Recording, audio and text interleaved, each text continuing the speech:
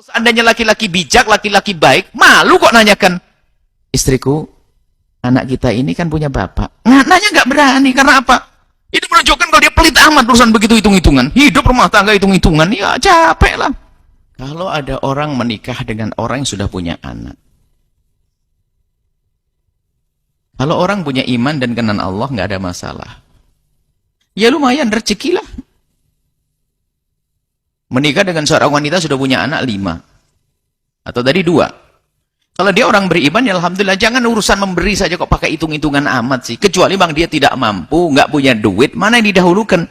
Yang didahulukan adalah anaknya sendiri. Tapi kalau punya uang, kenapa harus pakai hitung-hitungan? Ini gaya hidup di mana begitu? Kita pengennya bukan bantu, bukan sekedar bantu, itu kan anaknya istri. Kalau perlu tetangga, nggak perlu dibantu kok. Makanya hidupnya orang kok pakai hitungan ini. Itu anaknya siapa? Kan anak istrinya.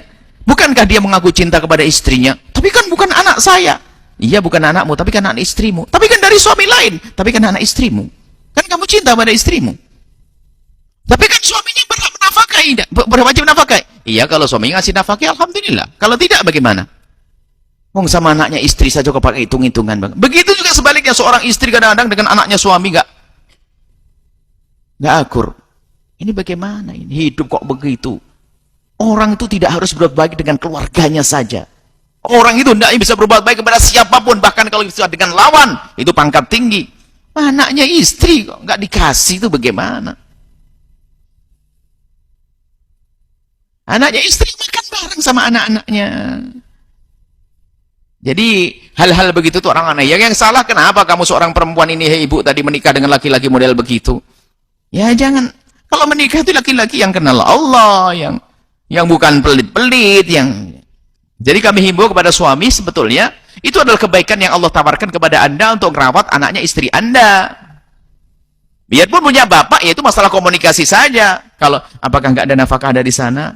Kalau nggak ada pun, kalau seandainya laki-laki bijak, laki-laki baik, malu kok nanyakan, istriku, anak kita ini kan punya bapak. Nanya nggak berani, karena apa? Itu menunjukkan kalau dia pelit amat urusan begitu hitung-hitungan. Hidup rumah tangga hitung-hitungan, ya capek lah. 1.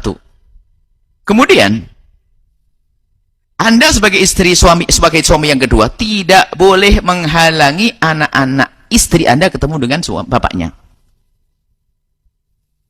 Nah, cuman di sisi lain, suami yang pertama tadi, yang sudah cerai tentunya, suami yang pertama, kalau ingin memberi nafkah, tidak harus serta-merta datang kalau keadaannya menjadikan keruh. Cukup duitnya saja. Duit kan bisa jalan sendiri hari ini.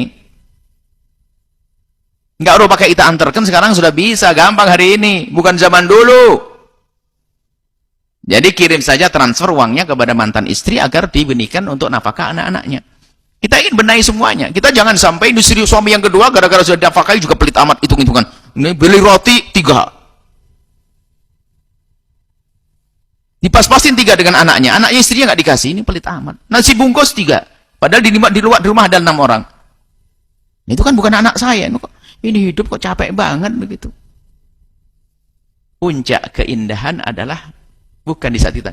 Keindahan yang sesungguhnya adalah di saat kita memberi lalu kita senang.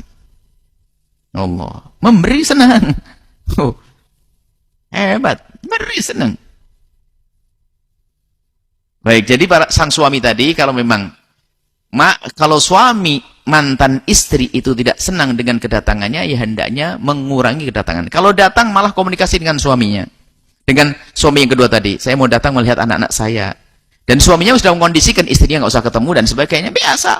Bahkan kalau ketemu tidak ada masalah, sudah ada hubungan kok. Ini juga jangan berlebihan, tidak ada hubungan, sudah selesai, sudah cerai. Kalau semuanya dibangun atas dasar takut kepada Allah, beres. Nggak ada masalah. Wallahu